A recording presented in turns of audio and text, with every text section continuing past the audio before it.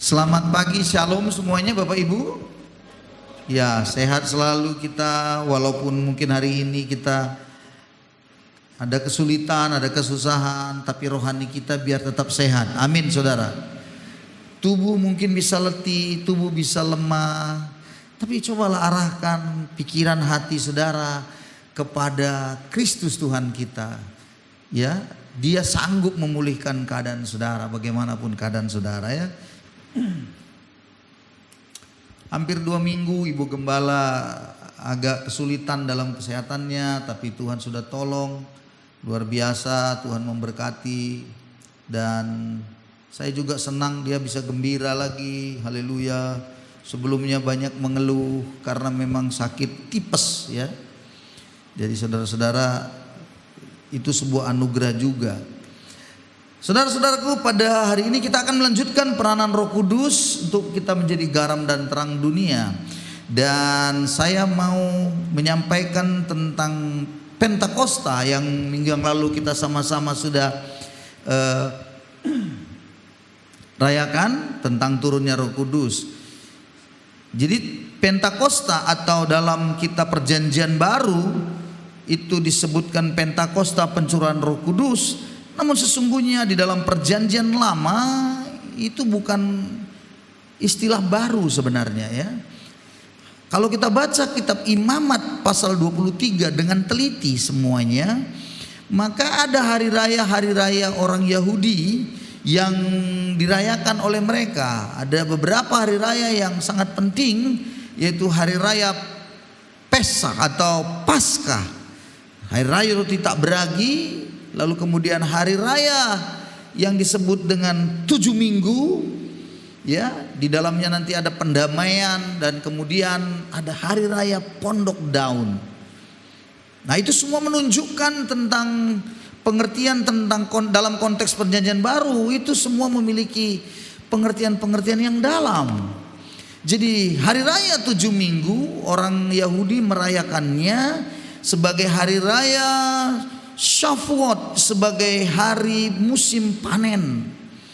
Jadi kalau Anda baca dengan teliti Imamat pasal yang ke-23 itu, maka Anda akan menemukan suatu hal yang luar biasa. Hari raya 7 minggu namanya. Jadi 7 kali 7 berapa? 49. Masuk ke 50-nya itulah mereka merayakannya dengan sungguh luar biasa. Itulah tradisi Yahudi. Dan jangan lupa bahwa kekristenan kita yang hari ini kita sama-sama miliki sebagai iman percaya pada Kristus, itu berakar kuat daripada keyahudian atau tradisi Yahudi. Jadi di Perjanjian Lama semuanya memang menunjukkan sesuatu yang mungkin saja disebut bayang-bayang, belum digenapi, karena ada juga hal-hal yang mungkin belum dipahami, tetapi di Perjanjian Baru semua digenapi. Makanya ada sebuah sinkronisasi, begitu sinkron dari Perjanjian Lama ke Perjanjian Baru, itu satu kesatuan yang utuh yang kita sebut sebagai firman Allah. Alkitab itu adalah firman Allah. Jadi jangan ada yang mengatakan bahwa firman Allah itu hanya Perjanjian Baru, Perjanjian Lama tidak. Itu sangatlah disayangkan cara berpikir seperti itu. Terlalu dangkal sekali. Mengapa? Katanya begini, karena di Perjanjian Baru Yesus yang adalah sang firman menjadi daging, menjadi manusia. Jadi itulah yang benar-benar harus diikuti, karena firman yang sesungguhnya itu adalah Kristus Yesus. Jadi Perjanjian Lama itu bukan firman katanya.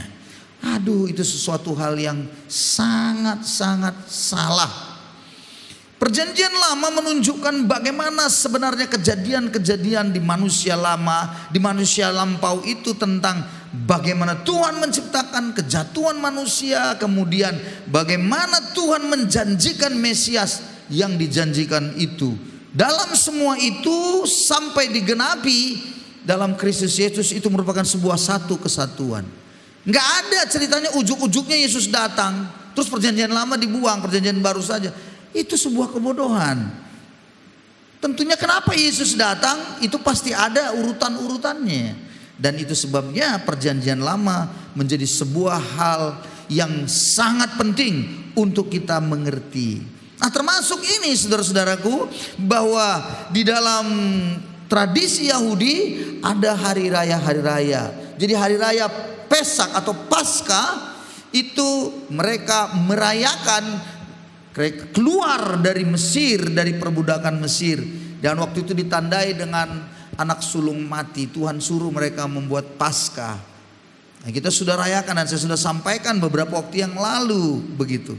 Dan kemudian di Shavuot ini, di 7 minggu hari 50 itulah mereka sampai di Sinai, Gunung Sinai. Di sana mereka menerima 2 loh batu. Dan mereka di sana menerima firman Tuhan, titah Tuhan yang harus mereka jalankan. Oke, saya tidak panjang ke situ karena kita bicara tentang Roh Kudus, tapi biar kita mengerti bahwa disitulah, kalau di dalam Pesak atau Paskah itu pembebasan secara jasmani keluar dari Mesir, tapi di dalam yang namanya Shavuot ini pembebasan secara spiritual melalui titah-titah Tuhan yang mereka terima, yang mereka peroleh dari Musa. Melalui Musa, ya, Tuhan memberikannya lewat 2 loh batu. Nah, saudara-saudara, di dalam itulah, perayaan-perayaan itulah, di dalam hari raya 7 minggu ini orang Yahudi, itu sebabnya seluruh orang Yahudi di seluruh dunia berkumpul di Yerusalem. Untuk apa? Untuk merayakan itu. Jadi 50 hari setelah Paskah, dari seluruh orang Yahudi berkumpul. Itu Kisah Rasul pasal 2 ayat 5 nyatakan semua dari berbagai bangsa, turunan-turunan Yahudi yang sudah tersebar dulu, mereka masih mengingat tentang perayaan ini karena ini penting. Jadi mereka datang. Nah, di situ kita harus mengerti, ya. Jadi dengarkan saya, konteks dalam perjanjian lamanya, waktu Paskah itu dilakukan oleh dalam perjanjian lama oleh orang Yahudi, maka 50 hari setelahnya, begitu ya, mereka rayakanlah yang Shavuot ini. Paskah itu bagi orang Yahudi apa? Waktu mereka potong anak domba dan kemudian darahnya dioleskan kedua tiang pintu ambang atas rumah mereka. Waktu mereka di Mesir, supaya malaikat maut tidak datang untuk membunuh yang sulung dalam rumah mereka. Nah, itulah kisahnya dalam kitab Keluaran 12. Dan saudara-saudaraku, itu yang disebut dengan Paskah orang Yahudi. Waktu mereka menyembelih hak domba, kambing domba itu, ya saudara-saudara, disitulah Paskah mereka. Nah, orang Yahudi melakukan Paskah pada saat dimana darah anak domba itu tertumpah. Itulah diperingati, disitulah Yesus menggenapi anak domba itu mati, disitulah Yesus mati, dirayakanlah oleh kita sebagai Jumat Agung. Jadi Paskah orang Yahudi bagi kita itu adalah Jumat Agung. Jumat Agung itu adalah Paskah bagi orang Yahudi. Lalu Paskahnya kita kapan? Paskahnya kita adalah hari kebangkitan Yesus, di mana dia bangkit dari antara orang mati, dia menyelesaikan yang namanya maut. Itulah musuh terakhir yang harus ditaklukkan. Dan itulah, disitulah bagi kita pembebasan yang sesungguhnya. Jadi bagi orang Israel, pembebasan yang sesungguhnya itu mereka rayakan ketika keluar dari Mesir. Itulah Jumat Agung. Tapi bagi kita merayakan sebuah pembebasan totalitas yang luar biasa dari Tuhan Yesus melalui kebangkitannya. Makanya orang Kristen Paskahnya bukan hari Jumat. Orang Kristen Paskahnya hari Minggu. Karena di situ Yesus bangkit. Makanya kitab 1 Korintus 15 bilang, kalau Kristus tidak dibangkitkan, sia-sialah kita menjadi percaya, sia-sialah engkau pun menjadi percaya. Sia-sia. Dengan kebangkitan Kristus itu dirayakan dengan luar biasa oleh kita, umat utusannya. Bagi orang Yahudi, Jumat. Nah, kalau gitu perhitungannya bagaimana? Orang Yahudi 50 hari setelah Paskah, jadi dihitung 50 hari setelah hari Jumat Agung. Itu orang Yahudi. Tapi bagi kita 50 hari setelah Paskah, berarti 50 hari setelah kebangkitan Yesus. Itu sebabnya waktu Yesus bangkit 40 hari dia menampakkan diri. Lalu dia bilang pada umatnya, pada rasul-rasul, disuruh kamu nggak boleh kemana-mana, tunggu di Yerusalem. Kisah 1 ayat 4-5, sampai nanti kamu menerima janji Bapa. Jadi berapa hari? 10 hari. Jadi 40 hari ditambah 10 hari, genaplah 50 hari. Jadi pada saat itu orang Yahudi banyak di Yerusalem karena merayakan Syafuot. Sementara pas dalam penggenapannya itu pula lah Roh Kudus dicurahkan. Dan di situ di Yerusalem banyak orang, itu dari segala bangsa datang. Dan Syafuot tadi adalah hari raya panen mereka. Ya, gandum mereka panen luar biasa. Dan pada Syafuot pada masa itu dalam tradisi Yahudi, kalau dibaca dalam konteks apa yang mereka lakukan, mereka suka membacakan kitab Rut yang kita tahu. Rut. Kenapa? Karena kitab Rut itu berbicara tentang panen raya, di mana waktu itu Rut ikut serta sebagai perempuan Moab, tapi di belakang. Jadi ada orang menyabit, jadi setiap gandum yang sudah jatuh itu tidak boleh diambil. Itu dikhususkan bagi orang-orang susah, bagi orang miskin mengambilnya. Nah, Rut mengutipnya begitu. Itu dibacakan kitab itu, artinya panen. Pada waktu Pentakosta turun dan kemudian apa yang dilakukan oleh Petrus, dia berkhotbah dengan penuh kuasa. Karena apa? Karena memang Tuhan berkata, kamu akan menerima kuasa kalau Roh Kudus turun atas kamu. Maka apa yang terjadi? Kuasa diberikan, dunamos, bahasa aslinya dunamos, dinamit, dinamo, dinamika. Begitu luar biasa. Dan akhirnya panen raya pun terjadilah. Apa panennya? 3.000 jiwa bertobat pada saat itu. Jadi perjanjian lama panen raya gandum, di perjanjian baru panen jiwa-jiwa bertobatlah. Jadi saudara-saudara, kuasa yang disebut Roh Kudus itu jangan pernah diremehkan. Jangan berpikir bahwa Roh Kudus itu kecil atau lebih rendah dari Bapa, lebih rendah dari Yesus. Salah. Tidak ada, itu salah. Dan jangan pula berpikir bahwa Roh Kudus itu belakangan datang, ya gak mungkin bisa sebanding dengan kuasa Yesus. Tidak, saudara-saudaraku. Bapa, Anak dan Roh Kudus ketiganya adalah Esa, satu hakikatnya. Jadi kuasanya luar biasa, sama semua. Cuman karyanya yang berbeda-beda. Jadi saudara-saudaraku, Roh Kudus setelah Yesus naik ke surga, berkaryalah Roh Kudus di dalam dunia ini. Makanya minggu yang lalu saya sudah beberapa peranan Roh Kudus saya sudah beritahu. Ya. Jadi mulai saat itu Roh Kudus berkarya dalam semua orang. Sampai orang-orang yang dulunya, yang orang-orang Yahudi yang ada dari dunia lain, dari bangsa-bangsa lain maksud saya, mereka datang bingung. Karena apa? Karena murid-murid Tuhan 120 orang yang di loteng Yerusalem dipenuhi dengan kuasa Roh Kudus. Mereka bisa berkata-kata dalam bahasa-bahasa di setiap orang-orang yang datang, bahasa daerah mereka masing-masing. Bingung semuanya. Bukankah mereka siapa mereka itu? seperti orang mabuk mereka.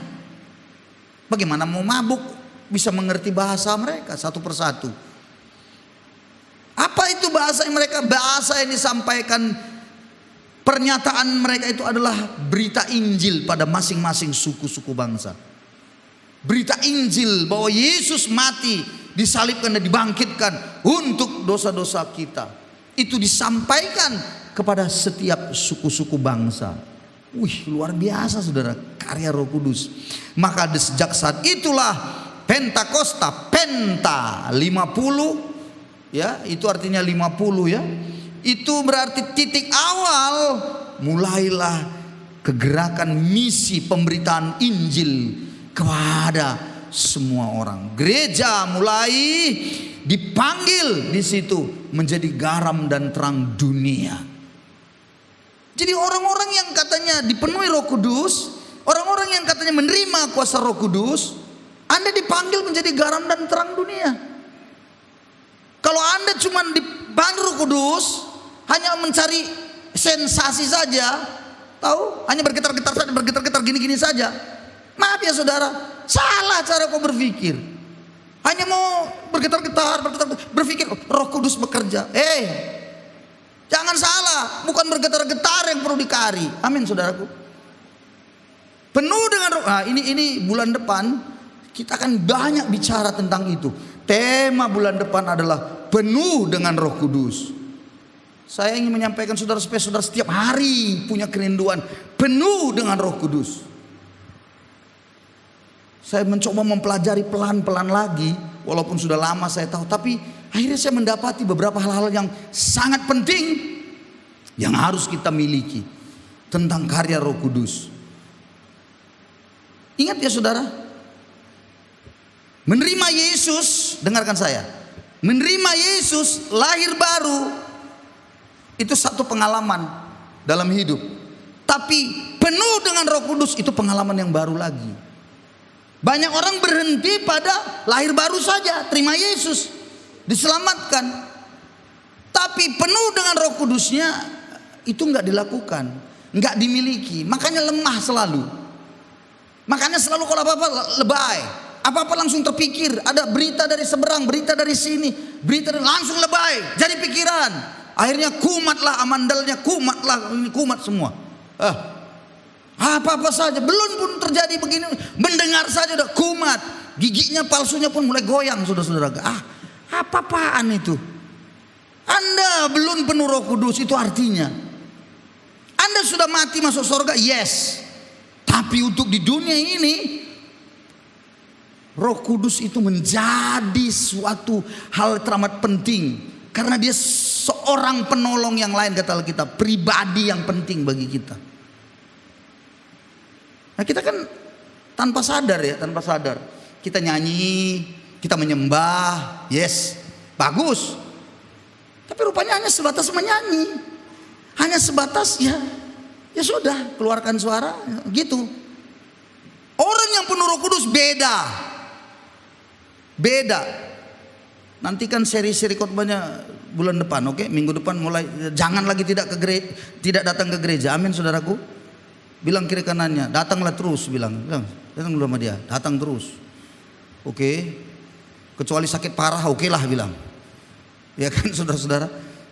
Apapun alasannya, usahakanlah. Karena saya akan berbicara dan kita akan berdoa. Kita berbicara dan terus berdoa supaya Anda dipenuhi dengan Roh Kudus. Roh Kudus itu yang akhirnya memberikan kuasa supaya murid-murid, supaya para rasul, supaya setiap orang percaya mampu melaksanakan segala sesuatu yang ada dalam kebenaran firman Tuhan. Roh Kuduslah, bukan kekuatan saudara. Ingat ya, kalau kekuatan kita untuk melakukan firman, aduh, lebay kita, nggak mampu. Tetapi karena Roh Kuduslah yang berkarya, makanya kita mampu. Amin saudara-saudara. Pekerjaan Tuhan Yesus sudah selesai. Nah sekarang di dunia pekerjaan apa? Pekerjaan Roh Kudus berlangsung terus sampai nanti dia datang kembali. Yesus datang kembali. Luar biasa saudara-saudaraku. Kalau saya merenung, luar biasa ya Roh Kudus ini ya, harusnya ya. Saya harus semakin hari semakin intim dengan Roh Kudus. Oke, minggu yang lalu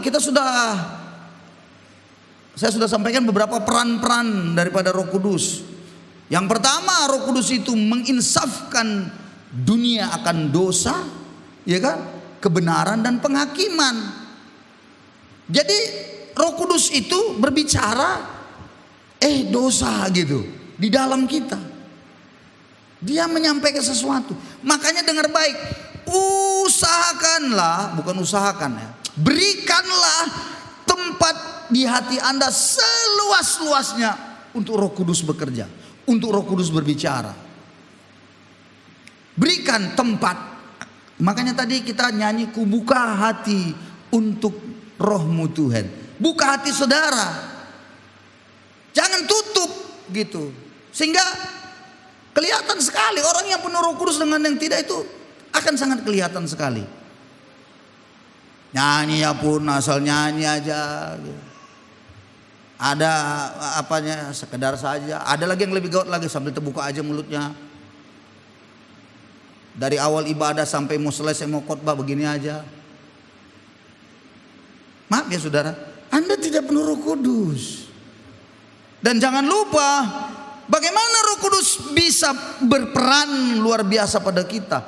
Berperan aktif. Bagaimana Roh Kudus bisa berkarya luar biasa. Ada satu hal yang harus Anda miliki, satu yang penting ya. Dengar baik. Ini penting.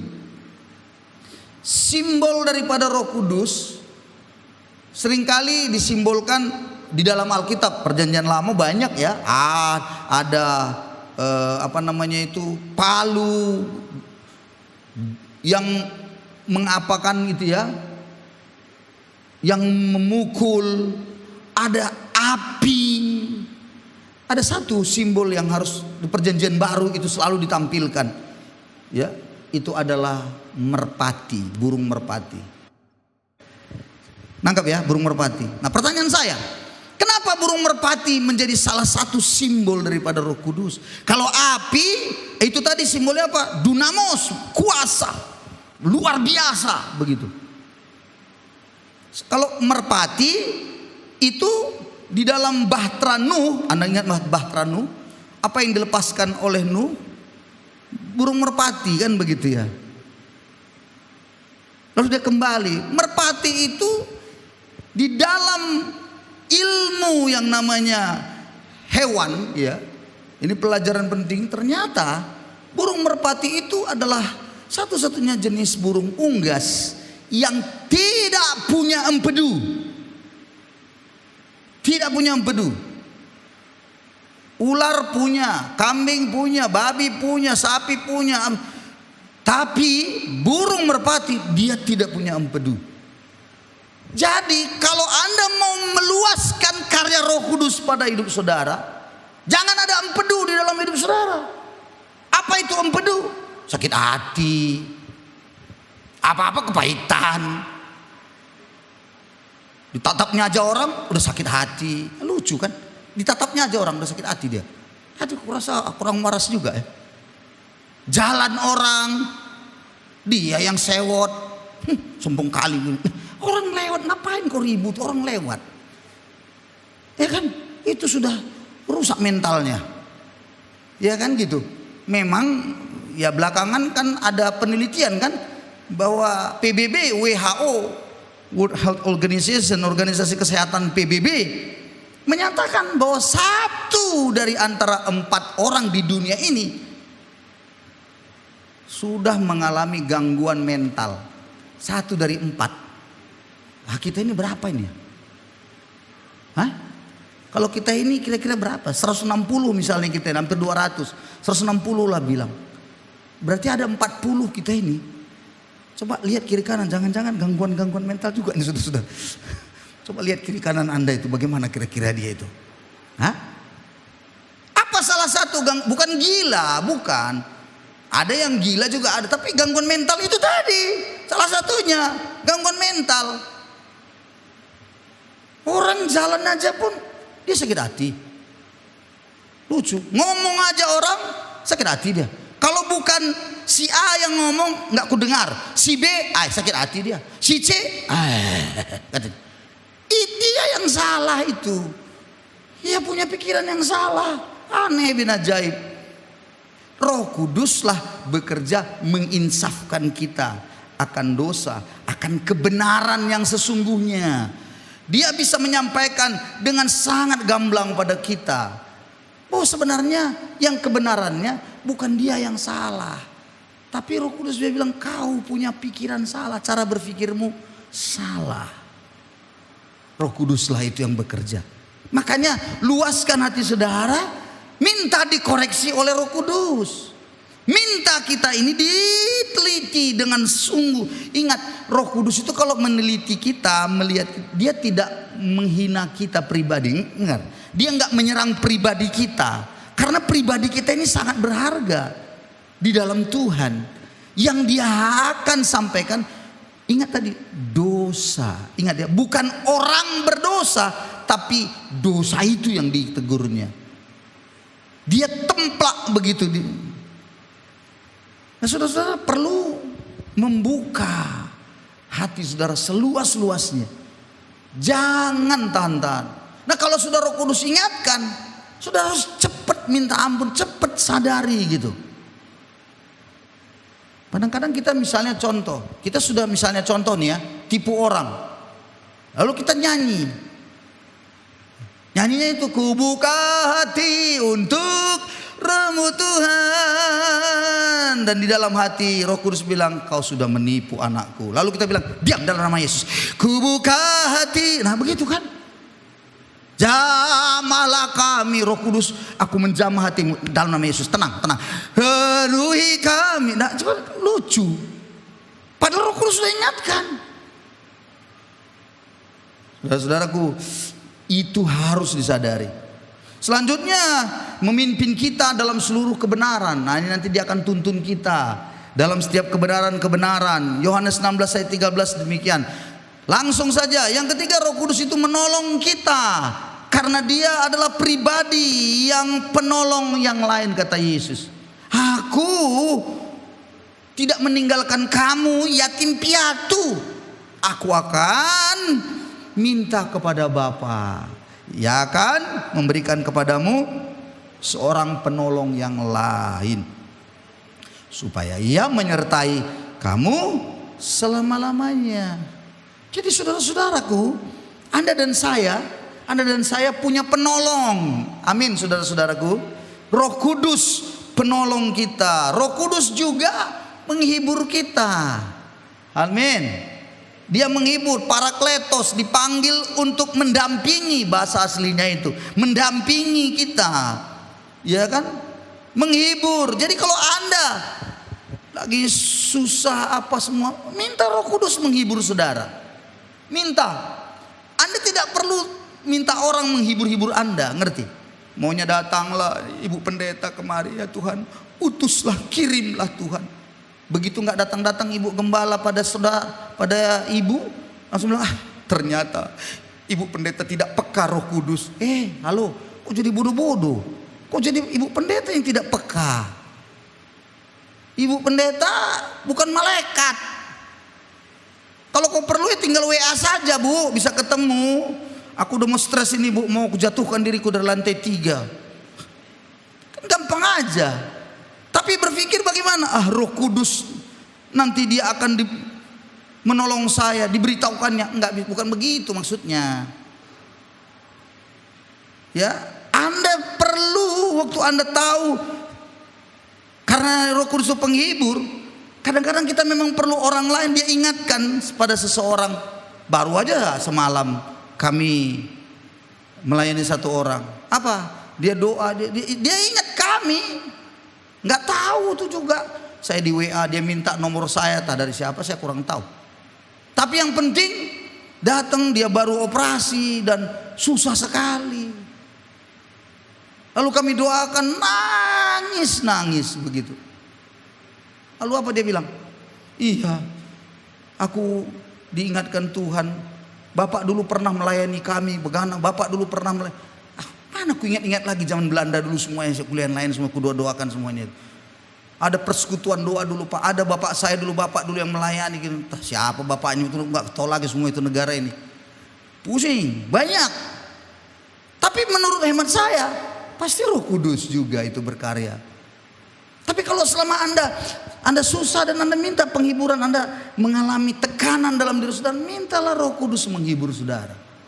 Dan kalau Roh Kudus ingatkan juga pada seseorang teman yang bisa Anda untuk datang dan Anda didoakan, enggak apa-apa, bagus.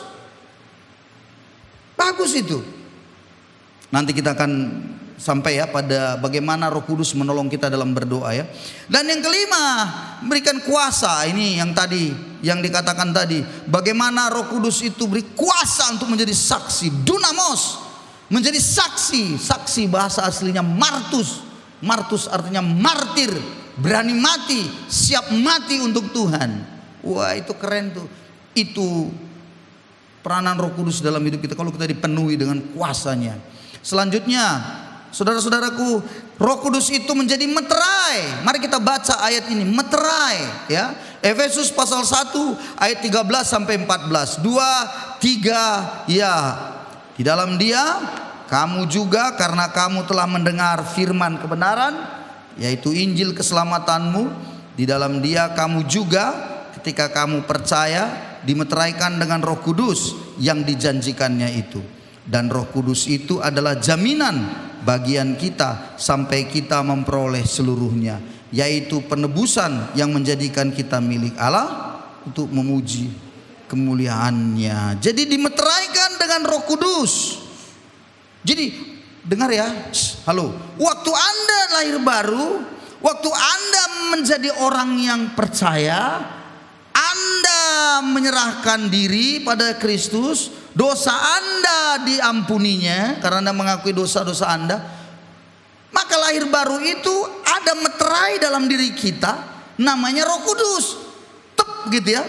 Jadi ada Roh Kudus di dalam kita, meterai. Nah, kalau meterai, Ibu Bapak, bagaimana kalau meterai?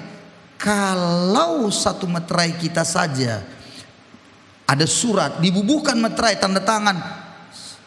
Bagaimana kertas yang katakanlah yang nggak ada artinya ini, nggak ada harganya maksud saya kertasnya. Tapi karena ada meterai di situ, itu jadi sangat berharga. Jangan hilang, apalagi surat perjanjian, apalagi di situ ada surat-surat pernyataan. Itu sangat mengikat. Maka dengan demikian ketika kita percaya ada Roh Kudus dalam kita, maka Dia itu ada sebagai meterai bahwa kita nanti ya akan menerima janji pada akhirnya. Betul-betul benar-benar kita akan masuk dalam kerajaan surga. Itu meterainya sebagai sebuah keabsahannya begitu. Nah, tetapi jangan lupa ketika Roh Kudus ada, maka selanjutnya Roh Kudus akan mengerjakan pembaharuan di dalam kita. Nah, ini dia Roh Kudus mulai berkarya. Sudah ada dalam kita, Dia mulai berkarya. Coba Titus 3 ayat 5, kita baca sama-sama. Titus 3 ayat 5. 2, 3 ya. Pada waktu itu Dia telah menyelamatkan kita, bukan karena perbuatan baik yang telah kita lakukan, tetapi karena rahmat-Nya oleh permandian kelahiran kembali dan oleh pembaruan yang dikerjakan oleh Roh Kudus. Jadi Roh Kudus mengubah kita dari dalam. Dia mulai memperbaharui. Pembaharuan dilakukan Roh Kudus dengan cara yang luar biasa. Diperbaharuinya pelan-pelan. Inilah bahasa teologi yang sering dipakai. Pembaharuan inilah namanya terus menerus ya, sanctification. Sanctification itu bahasa Yunani yang dipakai, kata pembaharuan itu adalah anakainosis. Anakainosis itu artinya proses yang terus menerus. Jadi Bapak Ibu Saudara, Roh Kudus berkarya, mulai Dia bekerja terus menerus. Dia akan terus membaharui hati kita. Jadi kita ini berubah Bukan karena kekuatan kita. Dengarkan saya. Kalau Anda paksa Anda berubah dengan kekuatan Anda, jamin Anda pasti bisa capek, lelah, stres. Pasti itu. Tapi kalau dari dalam, itu Anda akan gampang begitu. Menyerahkan diri pada Roh Kudus. Roh Kudus berkarya. Kami punya saudara, ya, kecanduan pada narkotika. Wah, rehabilitasi lah, segala macam lah, berupaya dengan sekuat tenaga, tidak lagi. Jatuh lagi. Kenapa? Karena bukan dari dalam perubahannya, dipaksa dari luar dengan semua cara, gaya, hasil apa semua yang namanya hasil konseling lah, rehabilitasi semuanya, kumat lagi. Karena tidak dari dalam. Ingat, Roh Kudus itu seorang penolong. Jadi dia menolong kita, memperbaharui supaya kita bisa kembali lurus jalannya. Makanya sama anak-anak kita jangan suka bilang, jangan kamu mencuri ya. Kalau kamu mencuri bagaimana kau? Jangan Tauratnya yang dibikin. Jangan berbohong. Kalau kau begini jangan. Bukan itu yang dipaksa. Jangan kau berbohong, jangan begini. Bukan itu sebenarnya yang paling utama.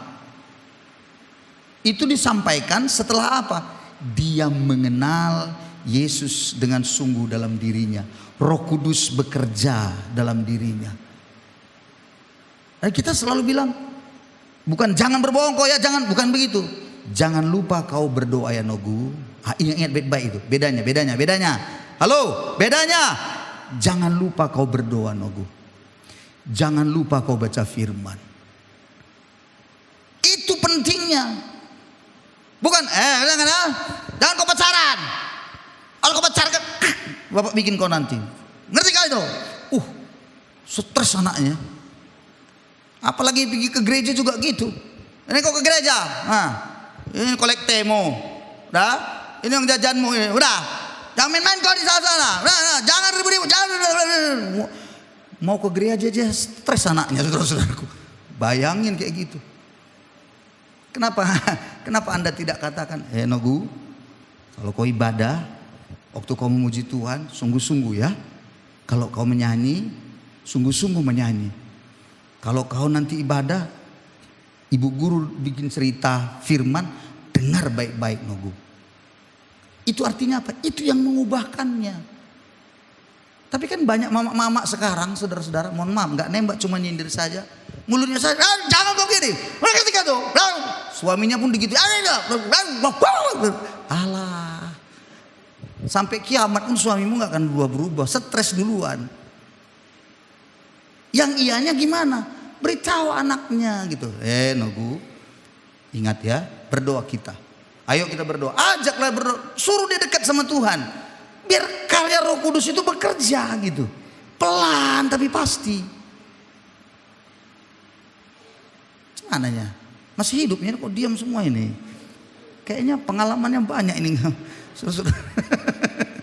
Tolong Tuhan, ampuni mereka ini semua, berkati aku ya.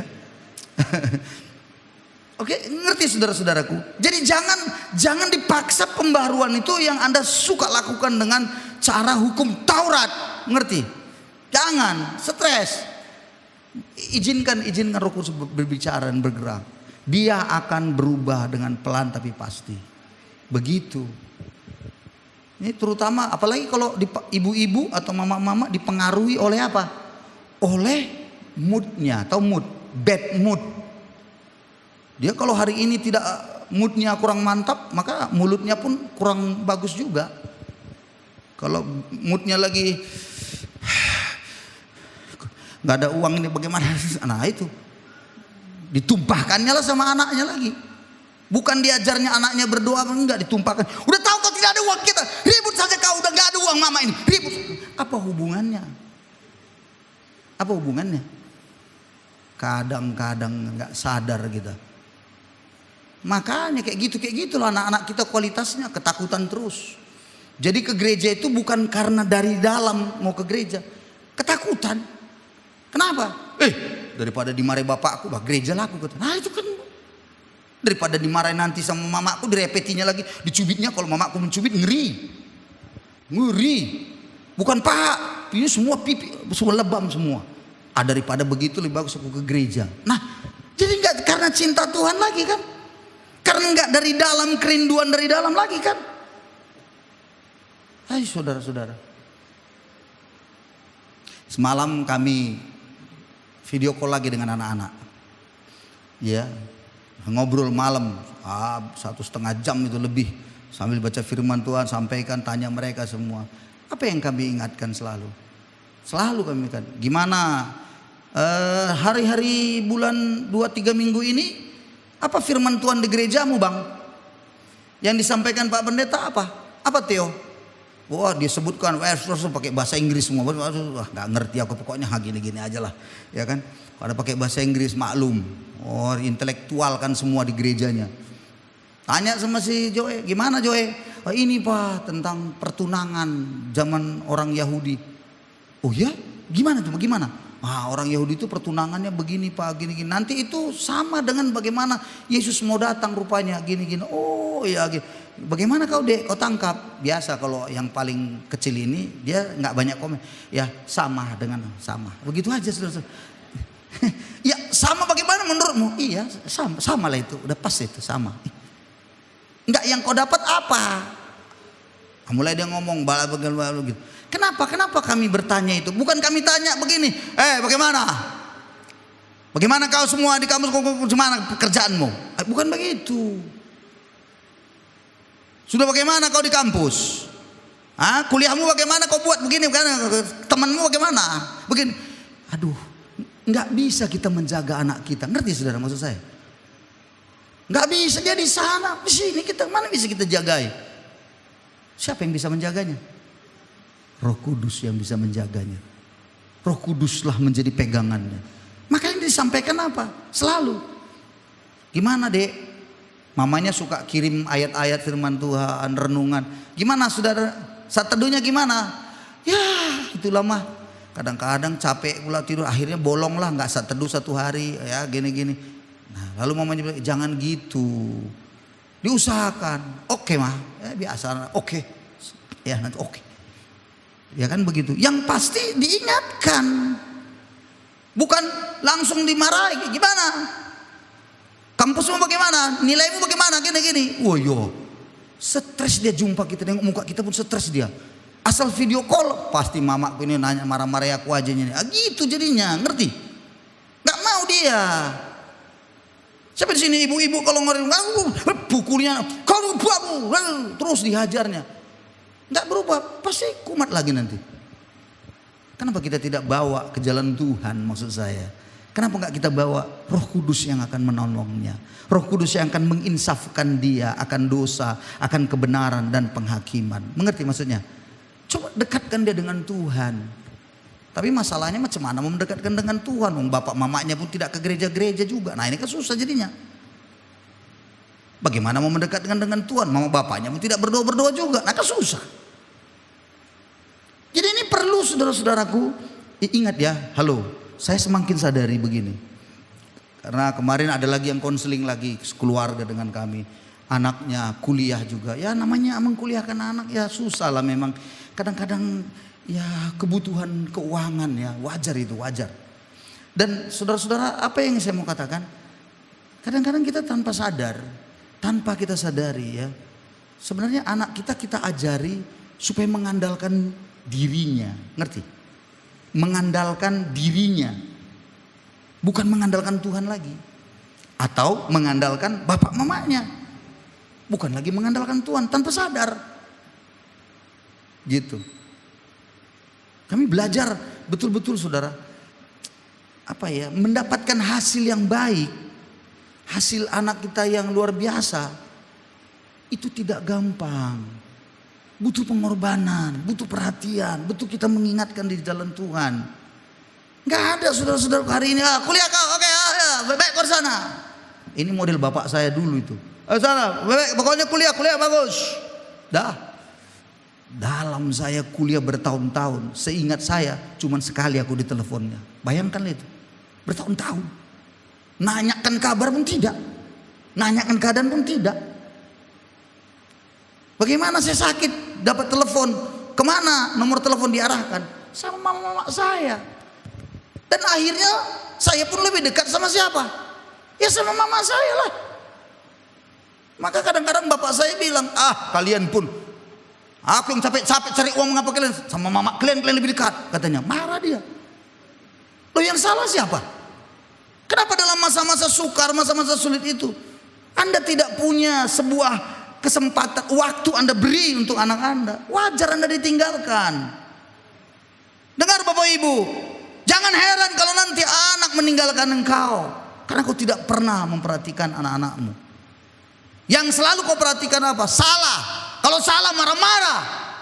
Kalau salah ngamuk kayak orang gila. Nggak heran, dia akan lari. Dia nggak akan berani.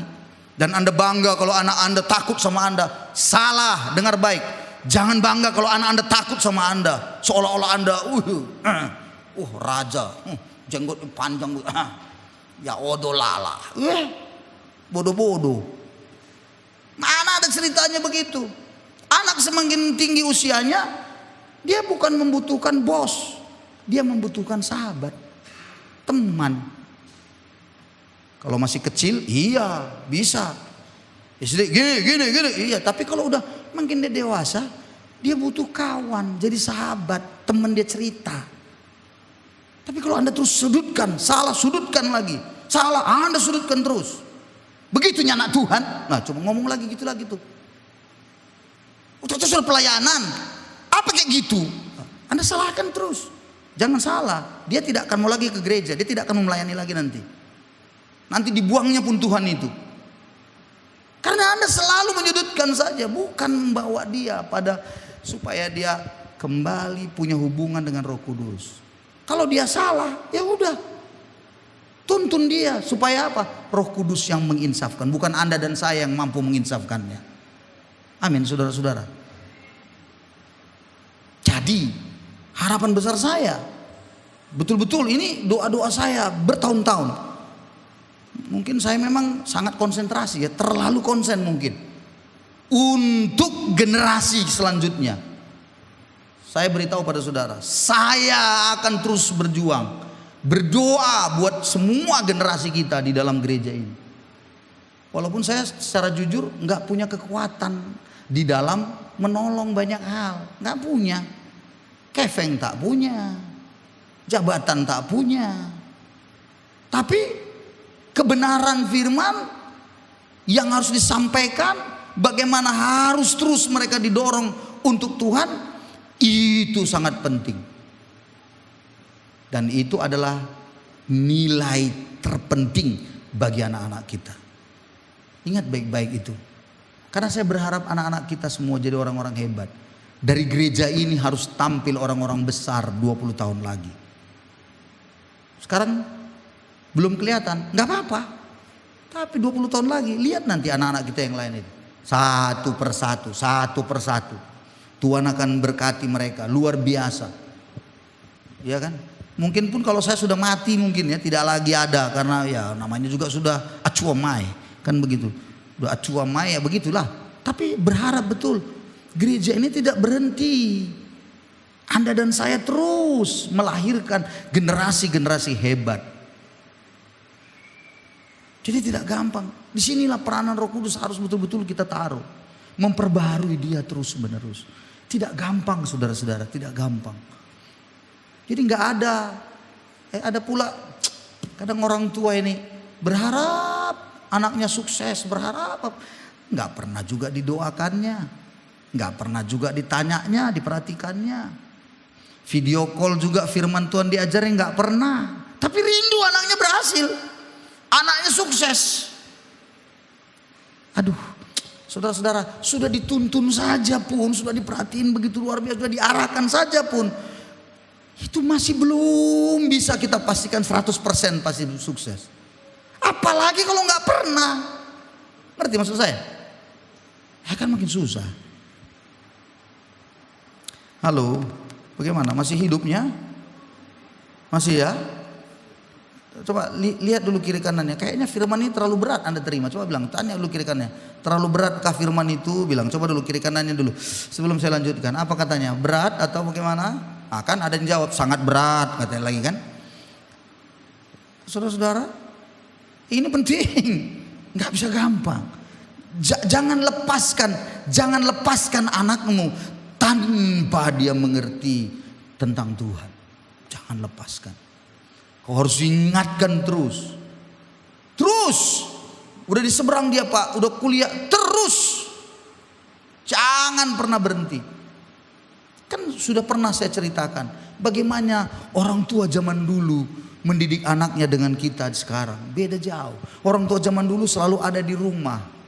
Mama bapaknya di rumah, kerja di kebun, di sawah. Iya kan, nyadap karet semua. Iya, nanti menjelang malam datang begitu.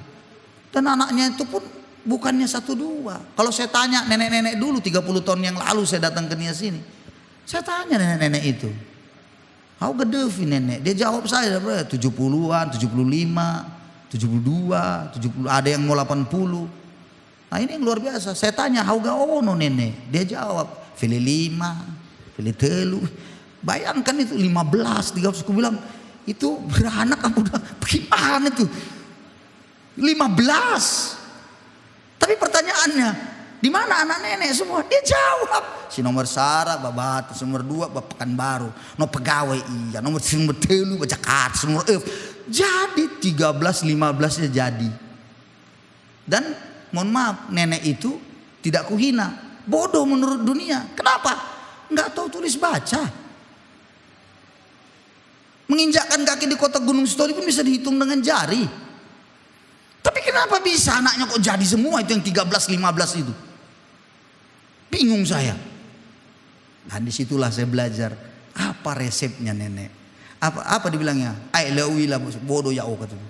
Bodohnya aku ini nggak ngerti aku katanya. Enggak, apa yang nenek ajarkan? Ketawa dia, wila katanya, nggak tahu aku. Akhirnya saya tanya, apa yang nenek sampaikan setiap hari? Pokoknya katanya, nogo, bayi ulifu mangade, bayi ulifu bagosali. Roma ba? Anak bilang, lauma lah, iya bayi ulifu mangande, bagosali. Itu aja rumusnya rupanya. Mangande, bagosali tiap hari. Mangande nogo bagosali, mangande bagos. Itu tahu artinya apa? Andalkan Tuhan anakku. Nggak bisa diajarkan ya kan? Andalkan peranan Roh Kudus. Dia nggak ngerti, tulis baca tidak tahu. Peranan Roh Kudus itu begana begini.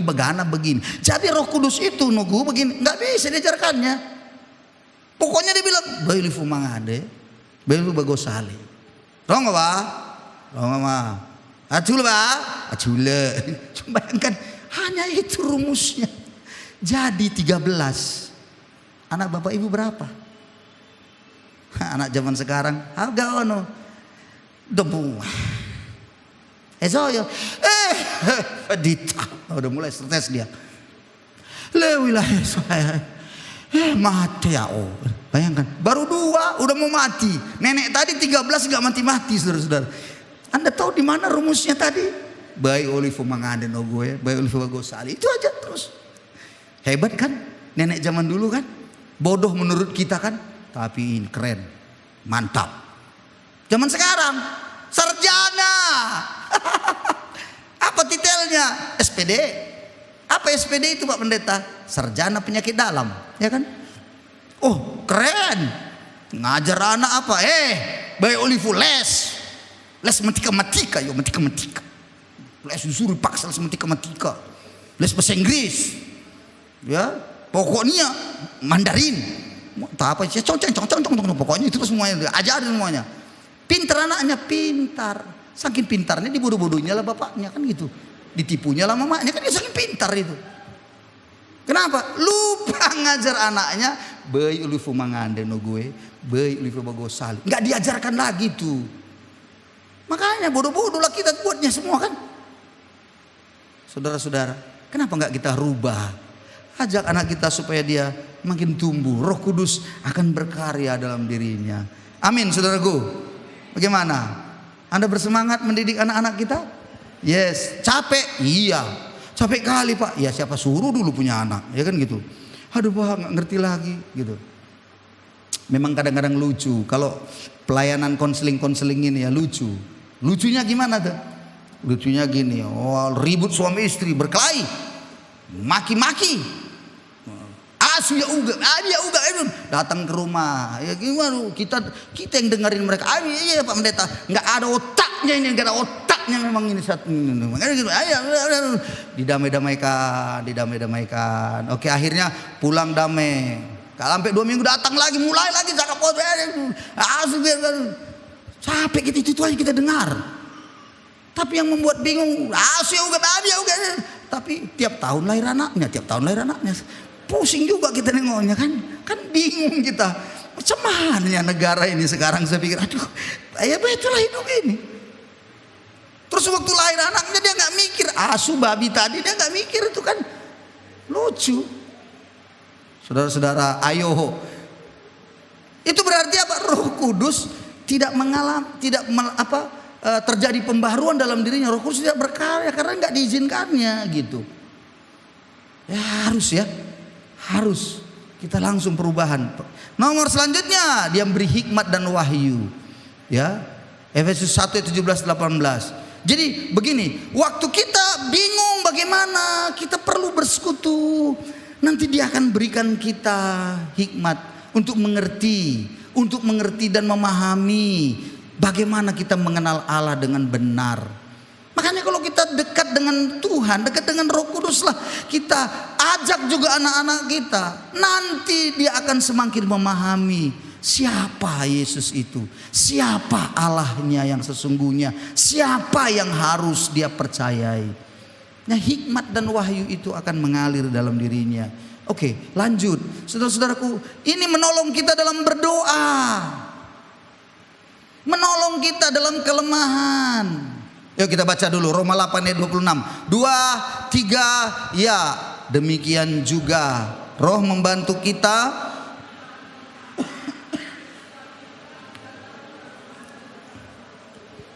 tetapi Roh sendiri berdoa untuk kita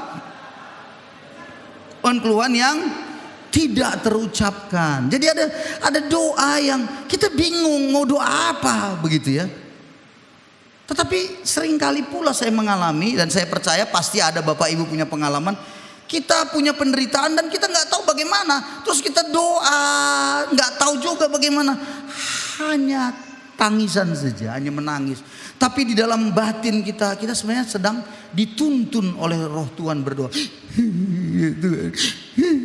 Gitu. Ingat ya, Tuhan itu sangat peduli, mengerti. Begitu turun air mata sebelah ini ekonomi, turun sebelah sini anak yang nakal, ya keluar lagi dari sini lagi suami yang nggak beres. Tuhan itu tahu, nggak usah anda cerita gimana. Padahal nggak didoakan, Tuhan aku berdoa untuk ini, berdoa untuk enggak. Tapi kita tahu keluhan-keluhan yang tidak terucap, Roh Kudus ajak kita berdoa. Dan saya menemukan dalam diri saya juga seringkali, mungkin di antara Bapak Ibu, ya pernah saya WA tiba-tiba begitu. Gimana keadaannya? Gimana sekarang? Kok tiba-tiba tadi kami berdoa, saya berdoa, Tuhan ingatkan. Ada apa? Nah, itu berarti Roh Tuhan sedang memimpin berdoa untuk dia. Yang nggak tahu, kadang-kadang kita tidak mengerti, tapi itulah Roh Kudus membantu kita dalam kelemahan kita, ya toh? Kita nggak tahu bagaimana, tapi kita akhirnya berdoa. Itu Roh Kudus. Siapa di sini yang tiba-tiba bisa nggak tahu satu kali kok tiba-tiba ingat dengan anaknya misalnya? Padahal selama ini dia ingat anaknya sehat-sehat saja kan gitu kan? Tapi nggak tahu kelas kali kenapa dia berdoa untuk anaknya dengan sungguh. Tuhan, berdoa Tuhan anak kami begini Tuhan. Gitu. Nanti siangnya dia telepon anaknya, bener anaknya sudah sakit, sudah beberapa hari. Nah itu kan Roh Kudus, betul nggak saudara? Diingatkan oleh Roh Kudus untuk berdoa. Jadi bukan berdoa hanya dengan topik doa, ngerti? Apa topik doa kita? Ya mari kita berdoa untuk ini, ya berdoa untuk itu, berdoa untuk ini. Oke, mari kita berdoa sama-sama. Ya Tuhan berdoa untuk ini, berdoa untuk ini. Itu jenis doa begitu salah? Enggak, baik memang. Tapi untuk jenis yang satu ini lebih dalam lagi. Itu maksudnya, lebih dalam lagi apa yang Tuhan mau kita doakan. Itu enggak main-main saudara. Saya menemukan dalam kehidupan saya, apalagi masa-masa sukar. Ini biasanya pada masa-masa sukar Roh Kudus membantu kita. Saya masih ingat masa-masa sukar yang saya alami dahulu kala. Itu menjadi sebuah hal sangat penting bagi saya, mengandalkan Roh Kudus. Kalau tidak, saudara, tumbang. Oke, yang terakhir, yang 10, memimpin hidup kita sebagai anak-anak Allah. Mari kita baca sama-sama Roma 8 ayat 14 sampai 16 ini. 2, 3, ya.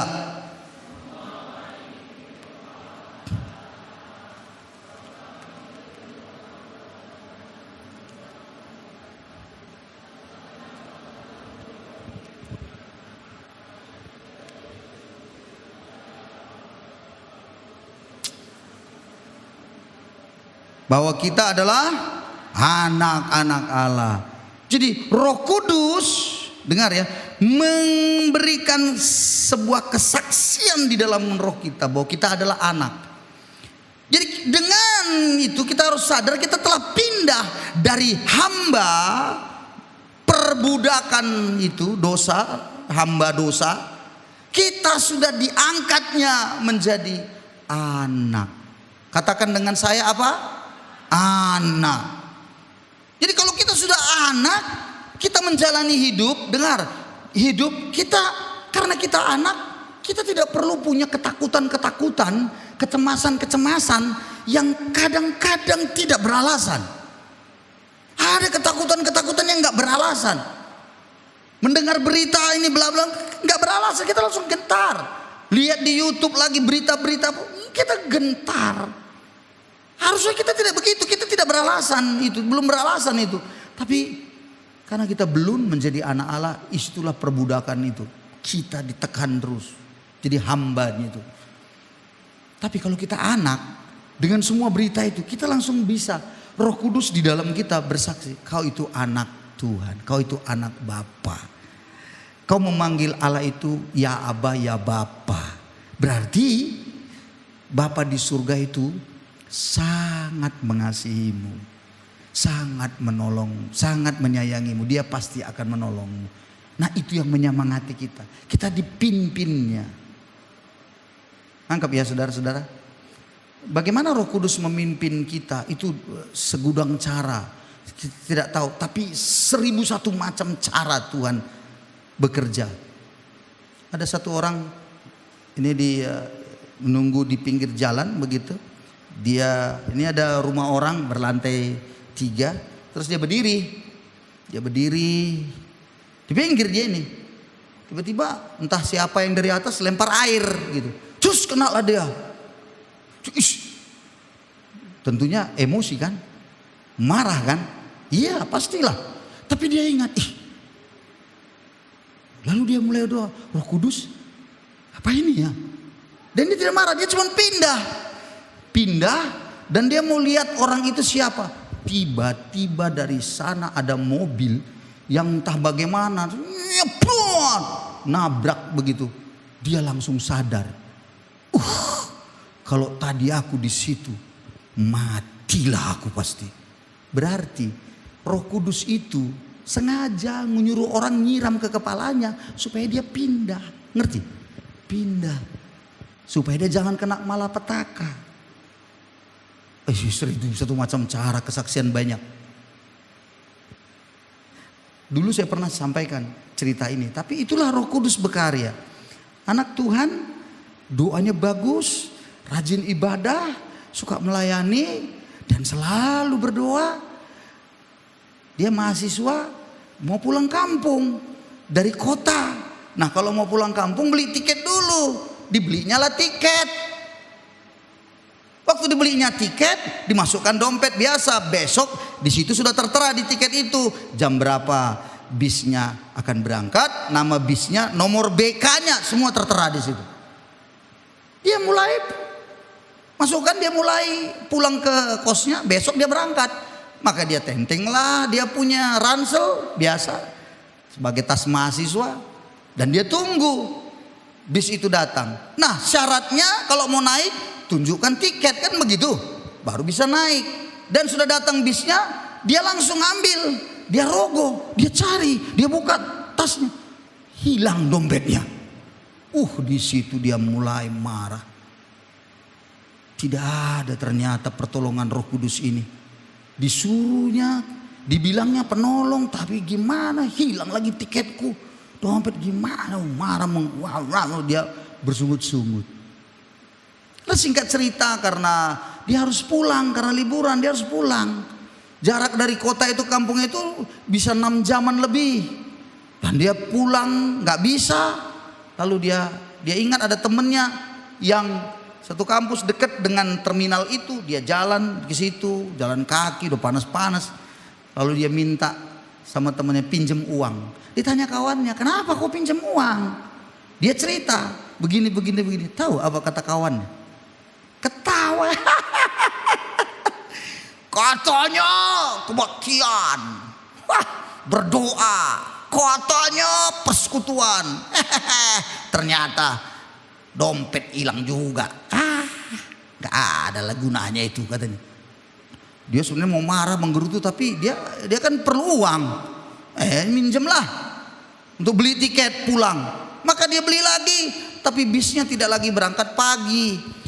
Menjelang malam lah, sore bis terakhir. Udahlah, daripada nggak pulang. Singkat cerita dia pulang. Namanya 6 jam, sampailah di kampungnya menjelang tengah malam. Dia masuk ke rumah menjelang tengah malam. Mamanya buka, biasanya gembira sekali nih anak kan, ini masam mukanya. Kenapa kau? Dia ceritakannya bagaimana begini, tak ada bergunanya, memang Tuhan. Marah dia. Lalu apa? Mamanya bilang, udahlah, udah tengah malam ini, udahlah tidurlah, besok kita cerita. Ya udah, besok dia tidur. Biasanya kalau tidur, sebelum tidur dia berdoa, dia nggak berdoa lagi. Dia bilang, ada gunanya lagi tuh, katanya. Pagi-pagi, singkat cerita, pagi-pagi, kemudian dia mau beli sarapan. Dari situ, dari tempat rumahnya ada biasa jual-jual sarapan. Dan dia duduk. Lalu dia minta sarapannya. Gak lama kemudian datanglah orang yang antar koran. Dulu kan masih koran namanya, ya kan? Surat kabar. Begitu dikasih, dia karena di situ sarapan, makan gitu. Lalu dia minta korannya, dia buka.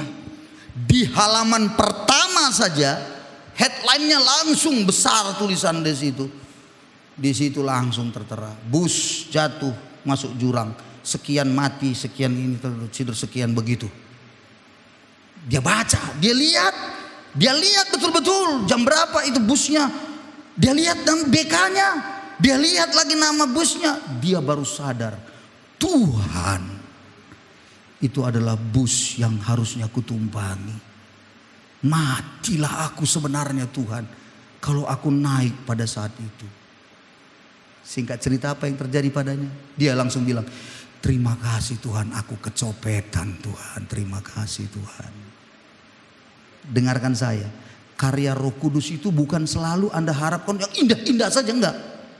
Tapi kadang-kadang diizinkannya kita masuk kepada sebuah hal yang kita tidak inginkan demi untuk menyelamatkan kita.